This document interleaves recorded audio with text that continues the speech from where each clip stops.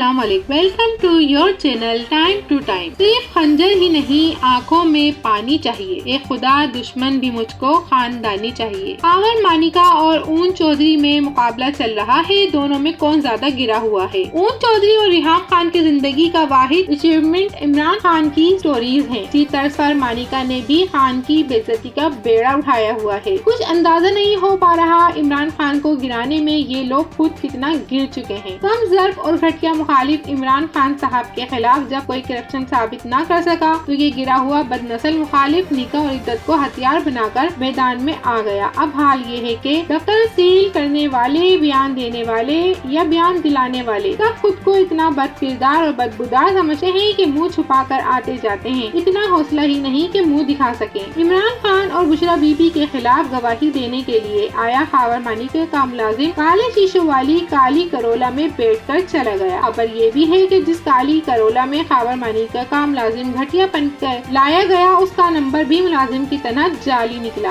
एक हसास इलाके में जाली नंबर वाली गाड़ी का दाखिला कैसे मुमकिन हुआ और ये गाड़ी किसकी हो सकती है, इसका जवाब शायद ही कभी मिल सके। गैर शरई निकाह केस के चौथे गवाह मोहम्मद लतीफ ने जो बयान दिए हैं उस पर मुंह छुपाना ही बनता है। जैसी जबान और अल्फाज इस्तेमाल किए गए, जो बयान दिया गया, इस पर PG-18 लिखना जरूरी हो गया है। शर्म तो अंदर जाकर ही उतार दी थी, फिर बाहर मुंह छुपाकर क्यों जाना पड़ा। कुंडी ना खड़का सोनिया, सीधा अंदर आ। शायद ने ये बात महबूब के लिए कही थी। हमारे वालों ने इसे मुराद घर का नौकर ले लिया। कैसे कर लेते हैं आखिर ये लोग। जो बदबूदार बयान रिकॉर्ड करवाया गया है उससे तहरीक इंसाफ के सपोर्टर्स को तो कोई फर्क नहीं पड़ना, मगर इदारों की नफरत और शदीद होगी। लतीफ के बयान के साथ ही खॉवर मानिका बेगैरती की बची कुची हदें भी पार कर गया। लेकिन सलाम है इस जज पर जो ये सारी कहानियाँ सुन रहा है। जज साहब इतनी घटिया और इतनी फरसुदा केस सुन कैसे रहे हैं। अपनी कब्र का ही सोच लें, थोड़ा खौफे खुदा ही कर लें। हमारे माशरे की घटिया सोच है कि तलाक के केस में औरत बदकार और मर्द पाकबाज है। इसी सोच का आकाश ये केस है। ये कोई नहीं सोचता कि मर्द भी बदकार हो सकता है, जिसकी वजह से औरत इसे छोड़ने पर मजबूर हो जाती है। देखा जाए तो मानिका फैमिली अपनी सियासी साख बचाने की चक्कर में बेगैरतों की सबसे बड़ी डिग्री लेने में कामयाब हो गई है। रजा मानिका MNA